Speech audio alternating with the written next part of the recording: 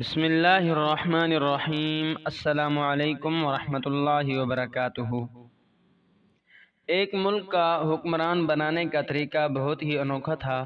وہ ہر سال کے پہلے دن اپنا بادشاہ بدل لیتے تھے اور سال کے آخری دن جو بھی سب سے پہلے ملک کی حدود میں داخل ہوتا تو اسے نیا بادشاہ منتخب کر لیتے تھے، اور موجودہ بادشاہ کو علاقہ غیر یعنی ایسی جگہ چھوڑ آتے جہاں صرف سانپ بچھو تھے اور کھانے پینے کے لیے کچھ بھی نہ تھا۔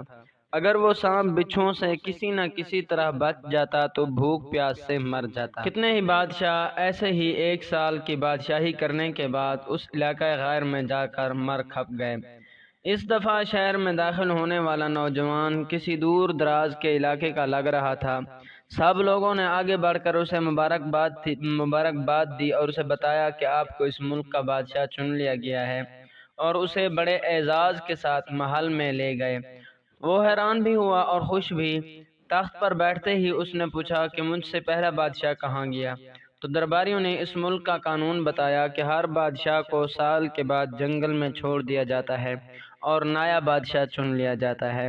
یہ سنتے ہی وہ ایک دفعہ تو پریشان ہوا، لیکن پھر اس نے اپنی عقل کو استعمال کرتے ہوئے کہا کہ مجھے اس جگہ لے کر جاؤ جہاں تم بادشاہ کو چھوڑ کر آتے ہو۔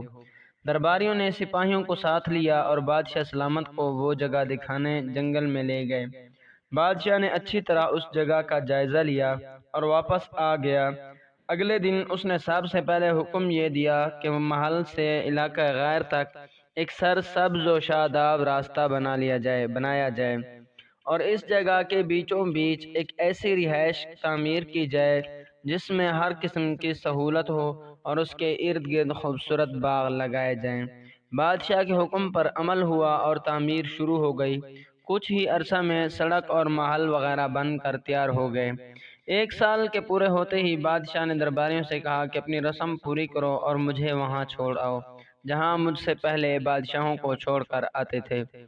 درباریوں نے کہا کہ بادشاہ سلامت، اس سال سے یہ رسم ختم ہو گئی کیونکہ ہمیں ایک عقل مند بادشاہ مل گیا ہے۔ وہاں تو ہم بے وقوف بادشاہوں کو چھوڑ کر آتے تھے جو ایک سال کی بادشاہی کے مزے میں باقی کی زندگی کو بھول جاتے ہیں اور اپنے لیے کوئی انتظام نہیں کرتے، لیکن آپ نے عقل مندی کا مظاہرہ کیا کہ آنے والے وقت کا خیال رکھا اور عمدہ بندوبست فرمایا۔ ہمیں ایسے ہی عقل مند بادشاہ کی ضرورت تھی۔ اب آپ آرام سے ساری زندگی ہم پر حکومت کریں۔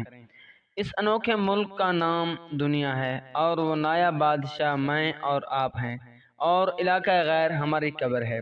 اب آپ خود فیصلہ کر لیجئے کہ کچھ دن بعد ہمیں بھی یہ دنیا والے ایک ایسی جگہ چھوڑ آئیں گے تو کیا ہم نے عقل مندی کا مظاہرہ کرتے ہوئے وہاں اپنا محل اور باغات تیار کر لیے ہیں، یا بے وقوف بنا کر اسی چند روزہ زندگی کے مزوں میں لگے ہوئے ہیں؟